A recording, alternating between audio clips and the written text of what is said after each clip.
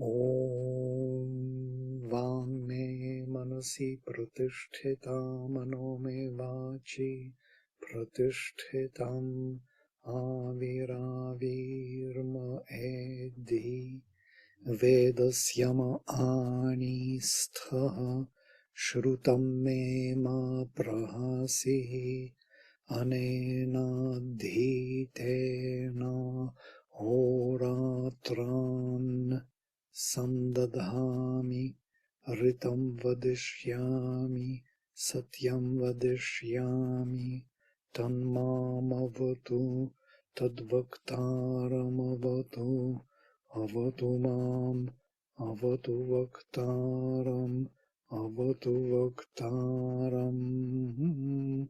Om Shanti Shanti Shanti.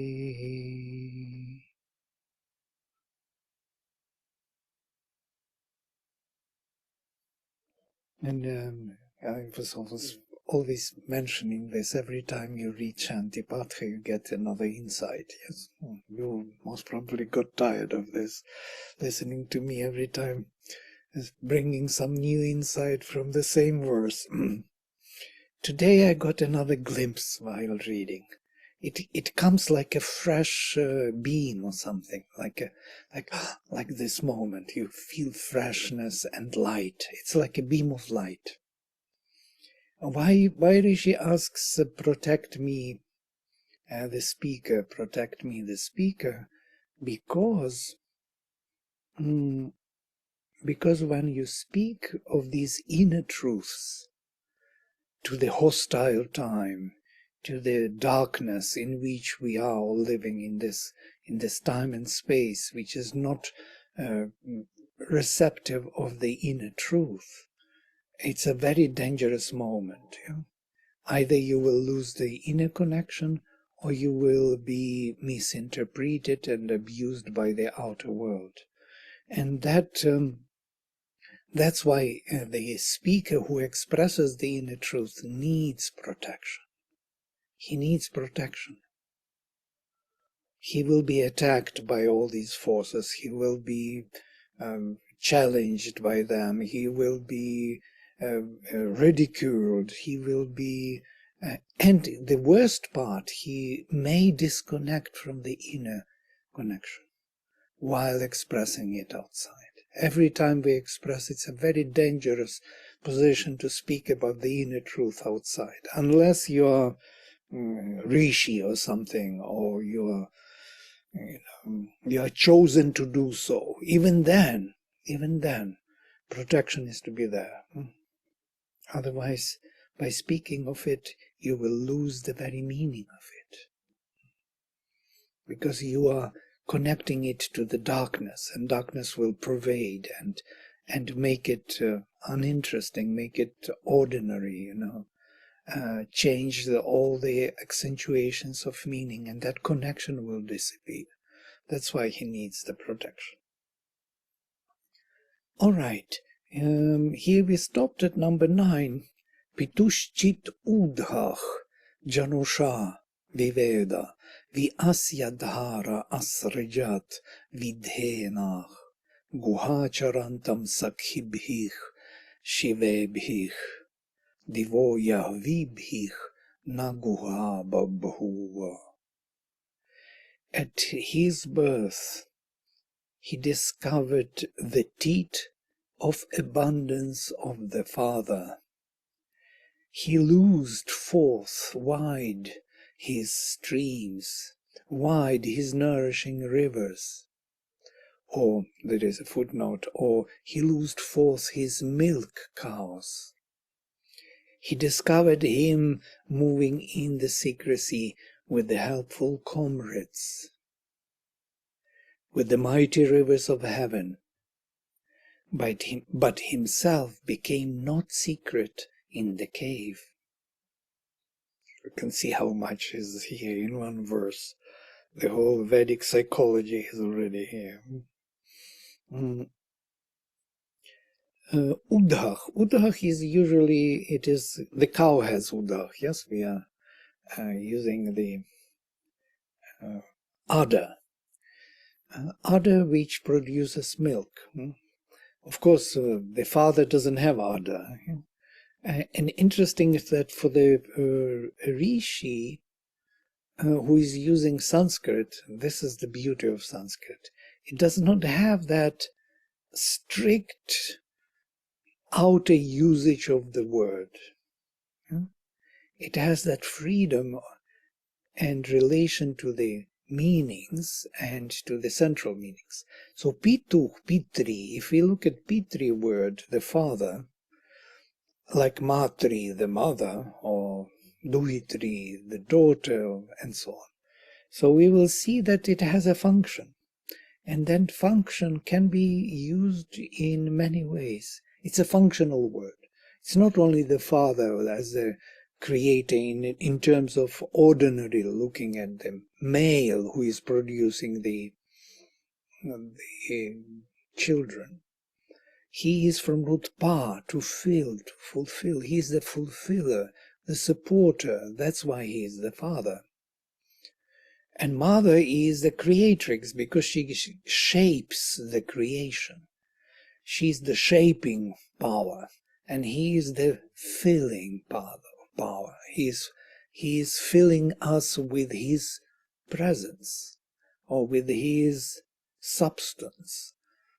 Without the father, without Sat, without the being, nothing could be.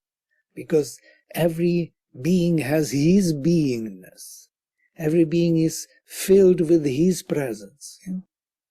So I'm just trying to philosophically undo this idea that Uddhah cannot be with the father. It can be. So, but otherwise it sounds very strange that the teeth of the father, it doesn't make sense. There is no such thing in the outer world. But it is not about this. He discovered the source of abundance of the Father, from where all the substance comes into play, into the universe, the rivers, the nourishing and fulfilling streams of milk, of substance, of ambrosia, of soma, of delight of existence, which fulfills the substance. It is his presence. So he discovered that source when he was born. In the moment of his birth, he released the streams to flow wide with nourishing milk, knowledge, truth, substance, ambrosia. I put all these words for this dhenach, nourishing dhenu, from root dhe, to suckle, to feed, to nourish. From here dhenu, the cow which is feeding the calf. So these nourishers were released, asrajat, V in all directions. Dhara, the streams nourishing. Dhenach, dharach. Or he adds even milk cows. It would be dhenavach mainly milk cows, but dhenach are kind of nourishing streams. Him hidden in the cave of the heart, guha charantam, literally moving or walking or staying there in the cave. Sakhabih. Sakhin is the one who is sharing the same space. Sakha, yes, together with kha. Kha is space. We have in other words like dukkha or sukha. Yeah? Sukha, perfect space. Dukkha, bad space. Sakha, same space. So with those who share with him the same space, with comrades literally, or those who accompanied him, companions. Shivebih, with companions blissful. Divach Yahvibih, with the streams young and fresh from heaven. Divach of heaven or from heaven, Yahvibi streams as if Nagohaba Bhuva. He was not hidden. He could not stay hidden. So it seems that these nourishing streams and companions make him visible, make him manifest him, bring him forward. It is them who connect him, the divine there, the flame within, to the rest of the creation. It is through them or by them or with their help that we can discover the soul within us, the divine within. They are the mediators. They are the introducers of his presence to the manifestation. That's why he loosed forth wide his streams of the Father. And these streams, manifesting the worlds, connected him hidden there in his cave and made him accessible to us. It makes totally sense when we study integral yoga. This is just another language about the sayings. Because we have those faculties of consciousness which have to become transparent and oriented within and allowing the inner light to reach to the surface. This is them, in the language of the Upanishads. So the companions are the faculties of consciousness in us? In the Upanishadic language, yes. In the Vedic language, these are the streams, yes, those nourishing streams. Nourishing water. These are the streams of soma, of delight. Delight of existence is on every level. Wherever we go to the mental level. On the mental level, we have so much delight, so much enjoyment. We are giggling, we are joking, we are this, we are that. That is soma, which we partake on the mental level. Then on the vital level, the same. On the physical level, there's so much enjoyment. We eat food, this is physical enjoyment. So all this all together is a kind of expression of that ambrosia. And those streams, where do they come from? They come from the Father, from the fulfiller, from the one who fulfills all. Otherwise, if he is not there, if being is not there, nothing can be. By the way, in our discussion about Prashna Upanishad, it's also related to the same thing. What struck me that we didn't take it for immediately. We didn't see that what Taittiriya says, all comes from prana, lives by prana and goes into prana. All comes from matter, lives by matter and goes into matter. All lives by mind, comes from mind, lives by mind and goes into mind. All comes from the supermind, lives by the supermind and goes into the supermind. All comes from Ananda, bliss, lives by bliss and goes into bliss. If you see all this, it's just a spelling out of that beingness of these streams, these nourishing streams of the Father. Everything is within him. Everything is coming from him, related, connected with him, and goes into him. And this is the law of preservation of energy. It's all within him. He is the one. Speaking in the physical terms, in the terms of physical science, of physics. Even on the physical level, there is a law which is bewildering me every time when I think of it. The law of preservation of energy. Unbelievable law. Just think about it. It can't be true, no? We are so used to wastage of energy, and here we have a law of preservation of energy.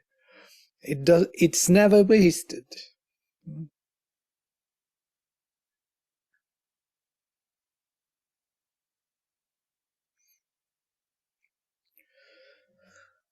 So, Pitushcha garbham janitushcha babhare purvih eko adhayat pipiyana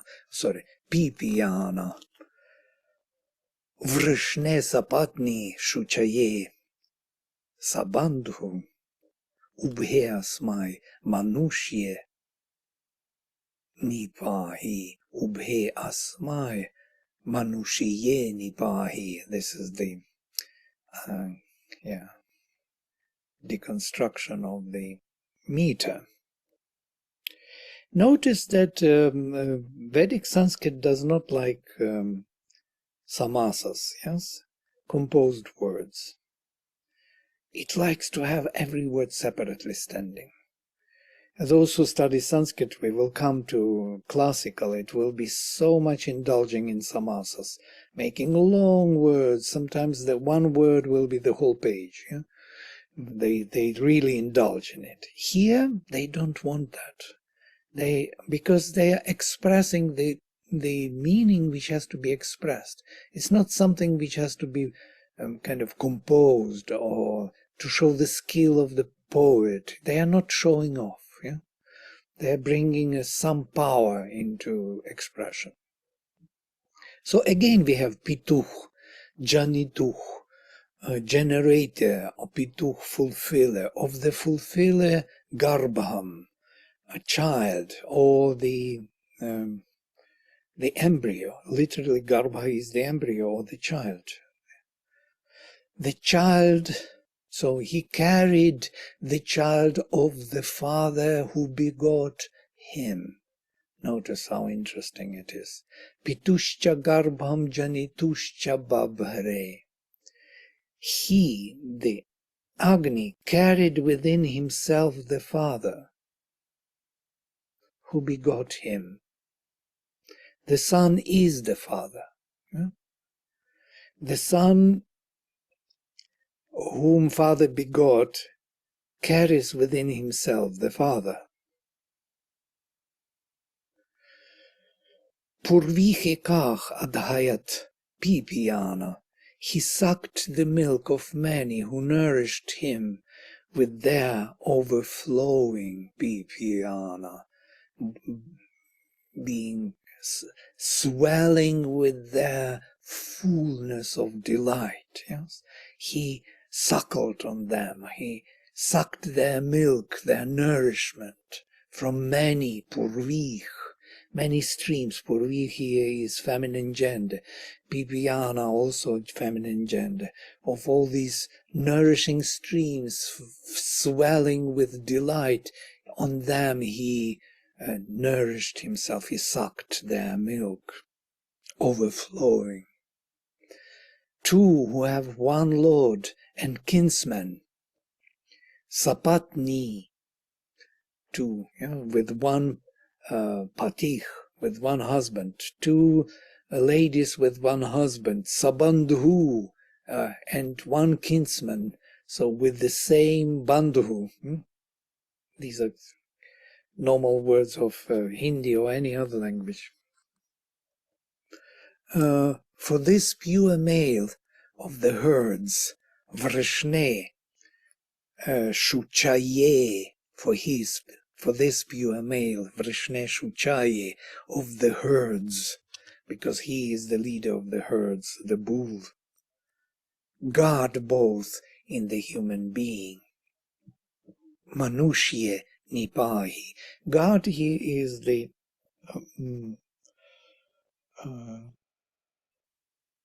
imperative, yes, God. Please, God. In the man, these two who are nourishing him, the Lord within. So the child of the Creator, Father, he bore in himself. Being one, he is sucking the milk of many. The two wives are with one husband and of one relation. For the pure Lord, bull, protect them both in man, the mental being. Who are these two mothers of Agni, or of the Lord? This is, as we know from other hymns, this is Naktoshasa. So this is the Nakta and Ushasa, yes? So Ushas and Nakta. Nakta is the night, Ushas is the dawn. Two mothers, day and night. They are the nourishers of the Lord. In their alternation, in their opening the space, the same space they occupy one by one with the same mind, different in form, they nourish constantly the flame within. This is the technology, Vedic technology.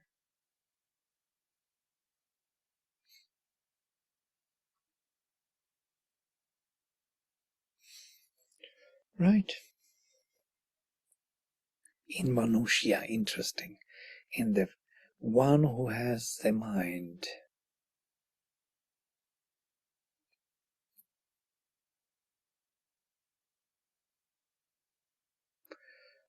So Agni is the son of the father, and he carries within himself the father, and our psychic being, if we come to our language of integral yoga, is the son of the father, the only son of the father, the only son of God is the psychic being.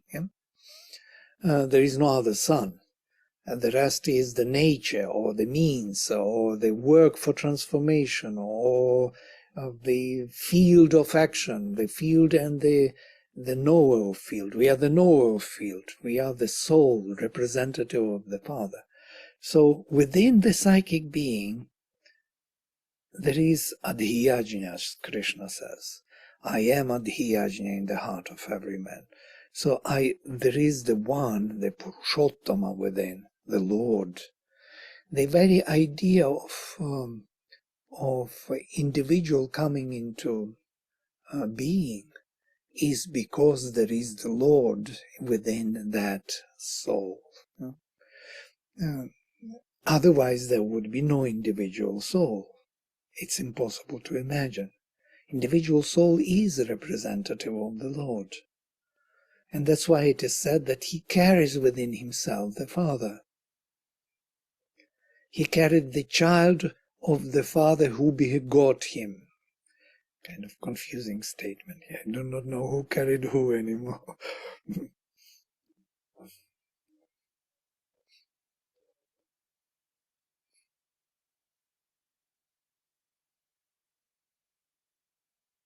So he asks to protect these two mothers in the Manushya, protect the superconscient and inconscient, two great movements of the nature, the Paraprakriti and Aparaprakriti, who are constantly working for manifestation of the Lord.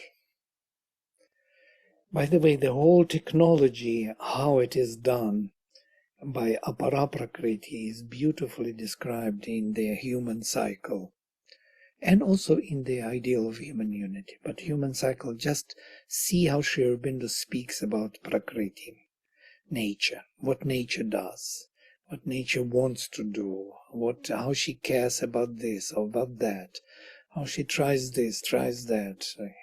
And she's constantly engaged, and her purpose is the manifestation of the divine. And it's very difficult to manifest him in the individual forms. Very difficult, because she has to maintain the harmony and the, this economy of things. And everything ecologically has to fit into her scheme. How the whole nature is, look at the nature, it is managing itself. It's unbelievable. Again, the law of preservation of energy is working. She found the way to do it with individual forms, species of different kind, different levels. It is she, and she has to be protected in Manushya. She, Aparaprakriti, and Paraprakriti also. And then, Urao Mahan, Anibadhe, Urao Mahan Anibadhe, Vavardha, Apo Agnim Yashasach Samhi Purvich, Ritasya Yonao Ashayad Damunach, Jaminam Agni Apasi Swasrenam. Vast was he in the unobstructed wideness, and grew, for the waters many and glorious fed the flame. In the native seat of the truth the fire laid down and made his home. In the work of the companions, the sisters, these sisters we mentioned before, 10 sisters, nourishing the flame. In the vastness, with no obstruction he grew vast. Urao in the vastness. Mahan, Vavardha grew Mahan great. Anibadhe, in the unobstructed vastness. There was no end to it, no obstruction, no borders, unlimited, illimitable vastness. In it he grew great.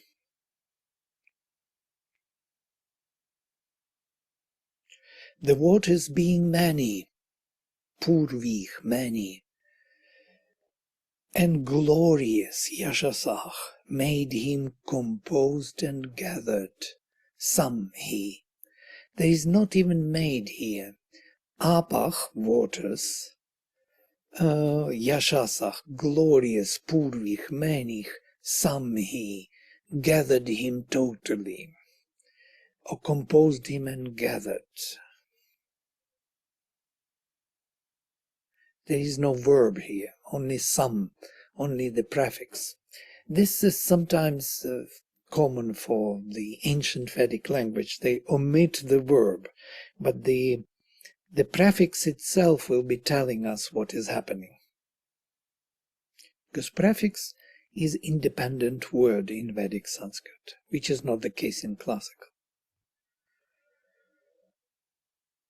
Ritasya yono, in the yoni of Rita, in the yoni of the truth. Ashayat, he laid, in the womb of the truth he lay down, as in his home. Damuna, domesticated, domesticated is the wrong word. Damuna is the one who belongs to your home.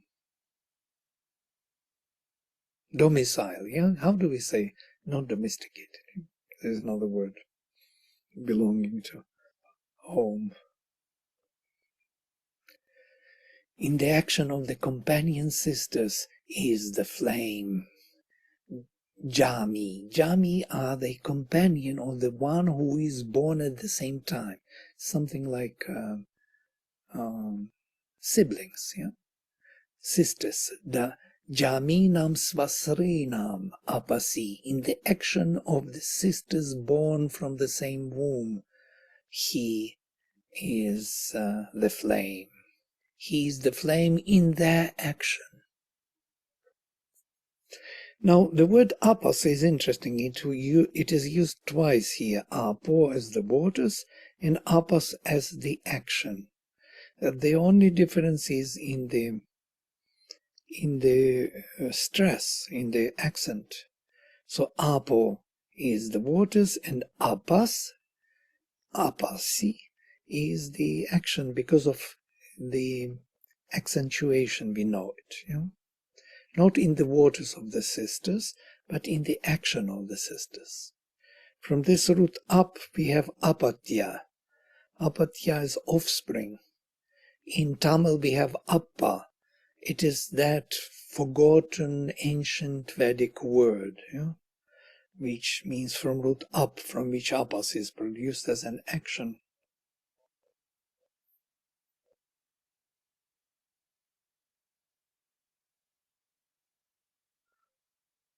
So these sisters we mentioned before, so we will not dwell on them now. It's an easy word. Now we are going to number 12. Akrona babharich samithe mahinam dadriksheyach sunave bharijikach ud usriya janita yojajana apam. Again apam garbho nritamo yahvo agni. Like a height upbearing all, or all like one moving and upbearing all, in the meeting of the great waters, eager for vision for the sun, straight in his lustres. He is the Father who begot the shining ray herds, the child of the waters, the most strong and mighty fire. I will read this is a difficult verse because akrach is not very clear what it is. It's a very rare word.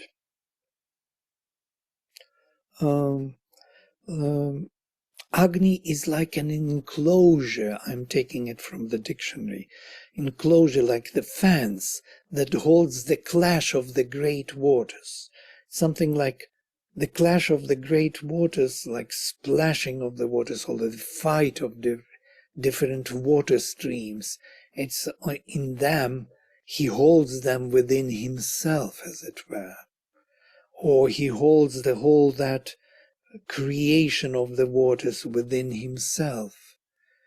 Very strange imagery. We may dwell on it and maybe discovering something more. Who is sincere in his light.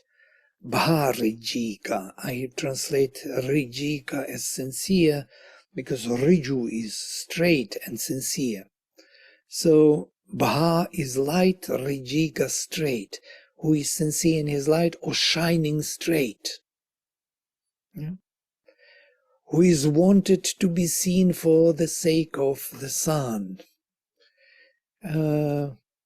Sunave, for the sun. We can skip for the sake. For the sun is wanted to be seen, or wants to be visible, let us say.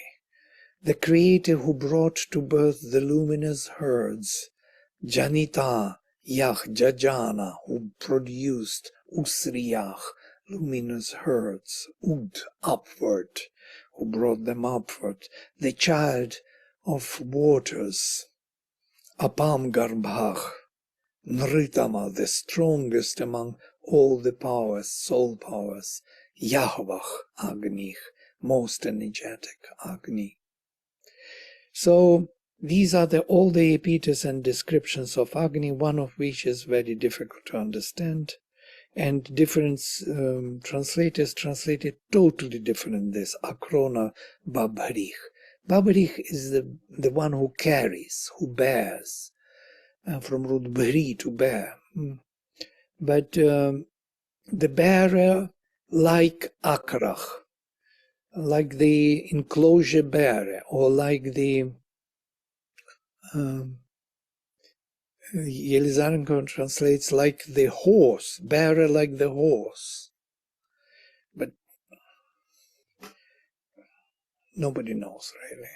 Shubinder translates like a height upbearing all. Interesting. Like the height. In the meeting of the great waters. Samithe. Samitha is the meeting or the clash or the conflict or the battlefield. So it is this of the coming together, let us say, of the coming together of the great waters, the bearer like akrach. And akrach can be translated as the center, enclosure, banner, and sometimes even as the horse or the leader, maybe even. As the banner is.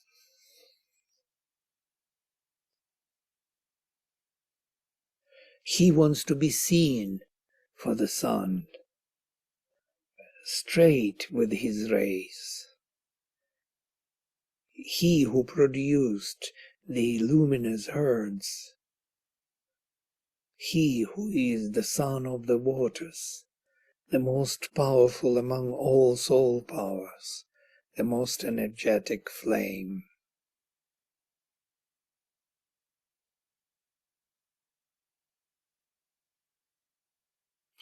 Okay, if something will come to you, you will share. I will go forward. Apam, because it will repeat itself again. Apam garbham darshatam oshadhinam vanajajana subhaga virupam devasa shchit manasa samhi jagmuh panishtham jatam tavasam duvasyan. One desirable and blissful gave birth to him in many forms, a visioned child of the waters and a child of the growths of earth, all the greenery.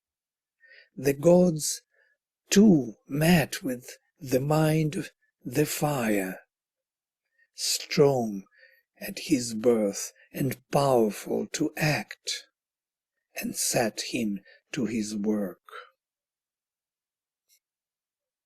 And powerful to act, there is a footnote, or most admirable.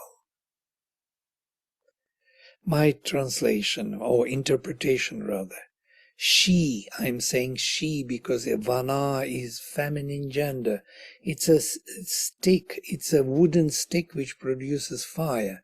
Vana subhaga, she who is full of delight and blissful, and bliss better, full of delight and bliss.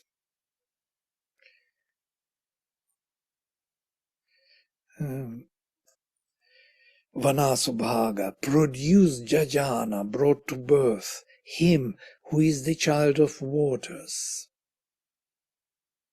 Apam Garbham, beautiful in vision, Darshatam, the essence of the plants, Garbham Oshadhinam, who has various forms, Virupam.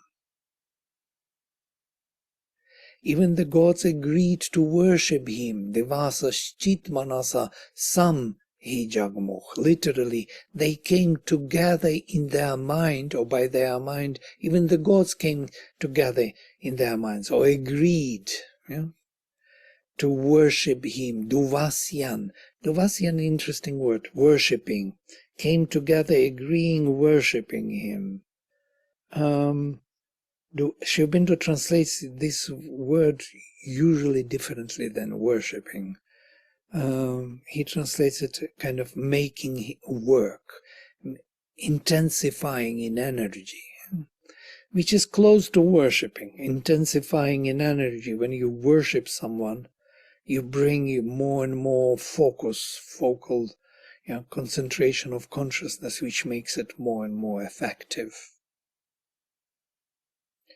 Even the gods agreed to worship him and make him work, transforming all into the divine prototype.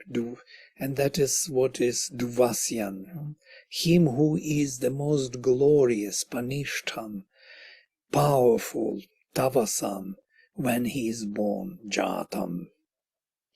So in the moment of his birth, of breaking through to, when he is born, he is always reaching to the surface, to the darkness. He illumines the darkness. He breaks through, and in that moment he is the most powerful, because most probably he fulfills his purpose, to be born. The light of the divine is to be born here, to come to the surface, to reveal itself, reveal its secret.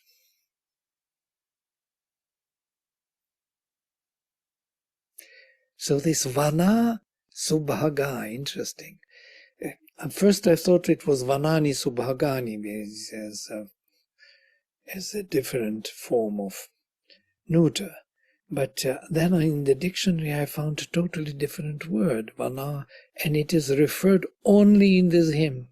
It's so rare, only in this verse. Right. The piece of wood used for kindling fire by attrition. But I don't think it is that. I think it's just given some explanation by the translators, because there is no other way to explain it. How vana can be she. But root van is also tadvanam, is delight, and it's also winning, also enjoying. Yes? Win is the same etymology, interesting, van. And enjoying, winning, conquering, and Shobhino translates Tadvanami in Kena Upanishad as that delight. So, because greenery is full of delight, soma, they have that juice, ambrosia, that sap of enjoyment. And Vana is the one who has that delight, and Subhaga with perfect bliss. Vana Subhaga gave him birth to Agni. So who is this Vana Subhaga? We can only guess. Yes, it is the Divine Mother who brought to birth flame. That's why I put she, who is full of delight and bliss, because I want to emphasize this hidden meaning of she as the mother. Yes, Kinshuk. Vladimir, just a thought.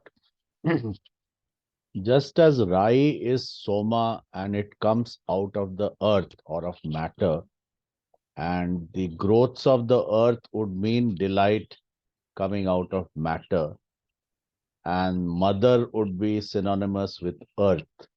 So I'm just getting a kind of mixed imagery of all this. Just wanted to share that. Nice. Thank you.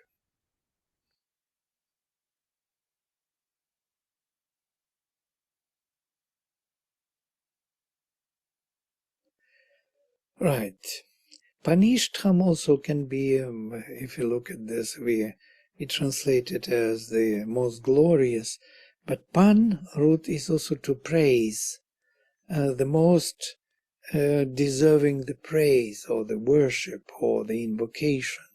And that's why the most glorious, whom we have to invoke, we want to praise him, yes, because he is the most glorious. The superlative degree of the adjective. All right, and then it complicates more and more. This is a complicated hymn.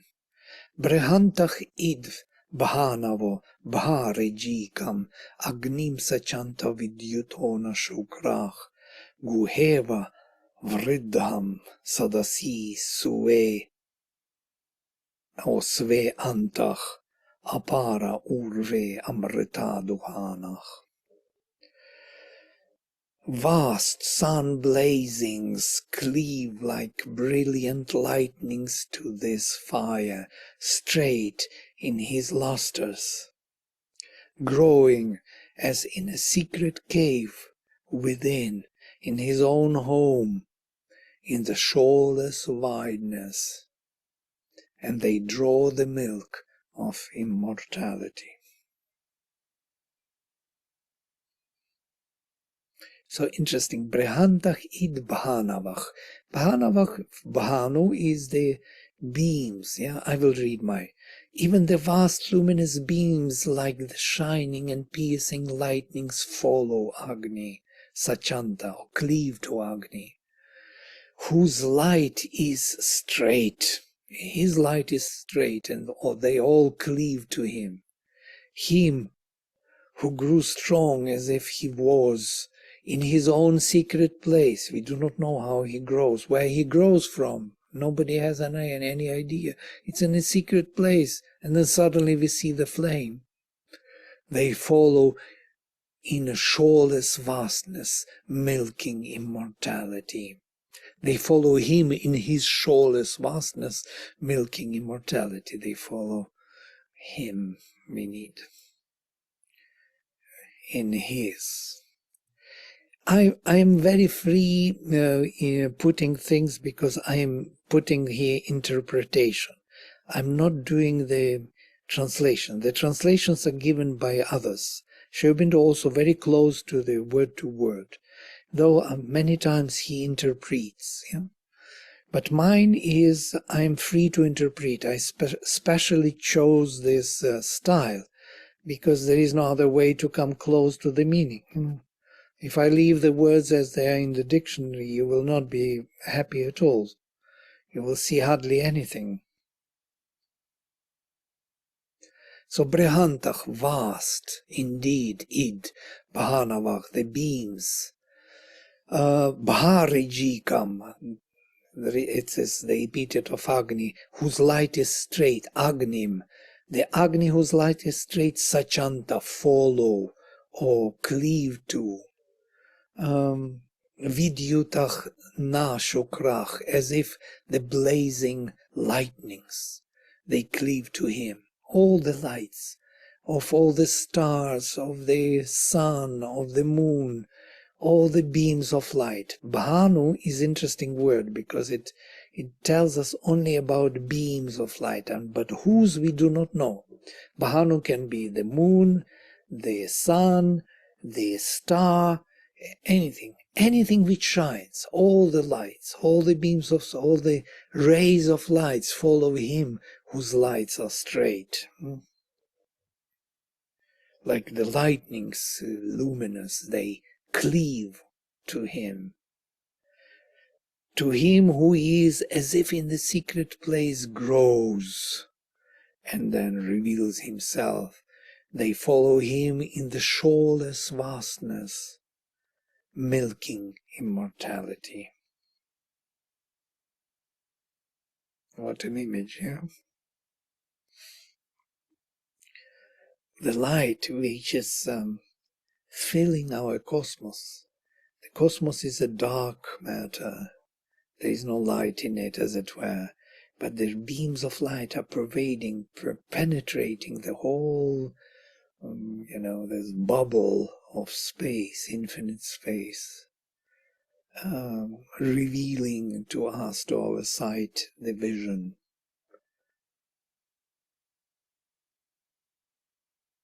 And they follow him, the leader, the flame, who has his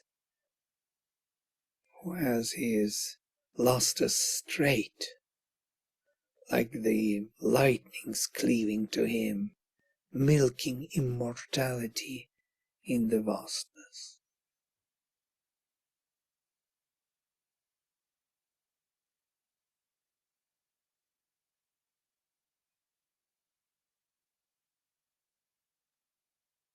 It's like the supermind.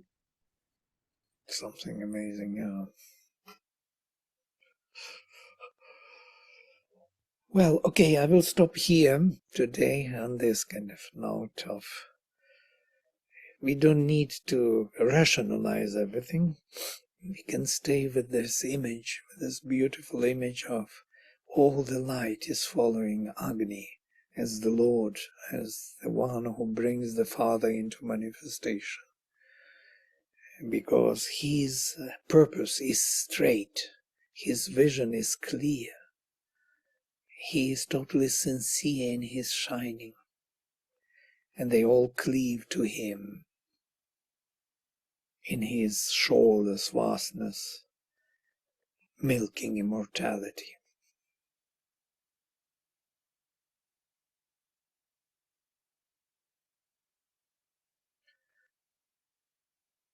Right? Well, most probably you, after traveling to India, you lost the connection with all of this. It's every week dosage of some kind of, flight, and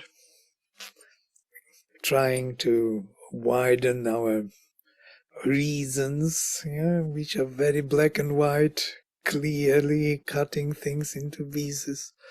And here there is nothing much to cut, only to become silent. So welcome back to our treatment.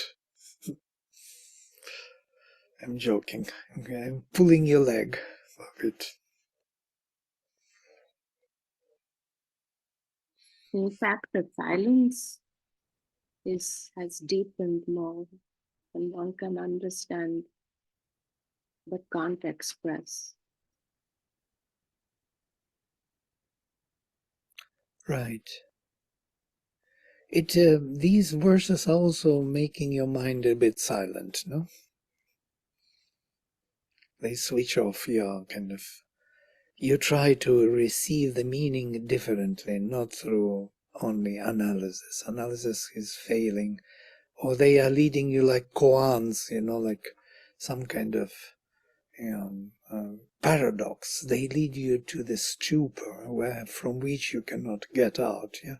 And there you will have to stay for a while, receiving some other message, feeling the presence of consciousness, that it is real after all. So not only mental expression of it is real. Sometimes I'm thinking that I am enjoying it more than anybody else. Speaking to myself. Everybody looks at me as if this idiot talking to himself and happily rejoicing with his own kind of ideas, his own jokes. And then he goes again. No, it is not like that. I think we enjoy it quite a lot. Although our understanding is nowhere close, but Yeah, we have to grow into understanding. Yes, nobody has it. We are coming like beggars for delight here, as it is said about Agni. Agni comes to the dawn like a beggar, begging the delight from the dawn. So we are all aspiring for this delight from the illumination from above. And sometimes it comes. What a creation was made, the Veda, yes? In India. What a foundation for spirituality. No wonder that Sri Aurobindo speaks about it everywhere. He even finishes the whole human cycle with a quotation from the Veda. So that's the future of our spiritual society, which was envisioned in the Veda already.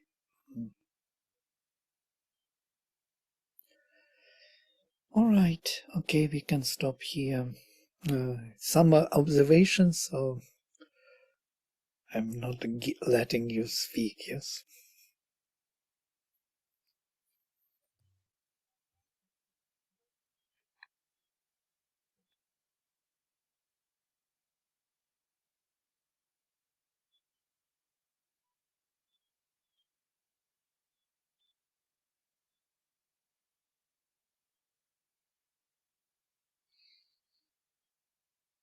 No observation.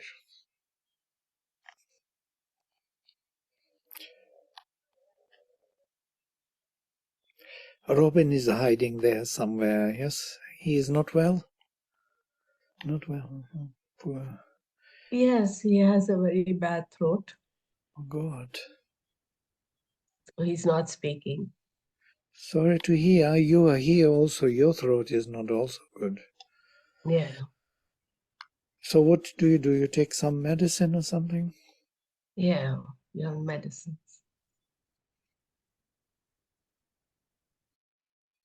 Good. Yeah. But it was useful to go to India. It was good. It was meaningful.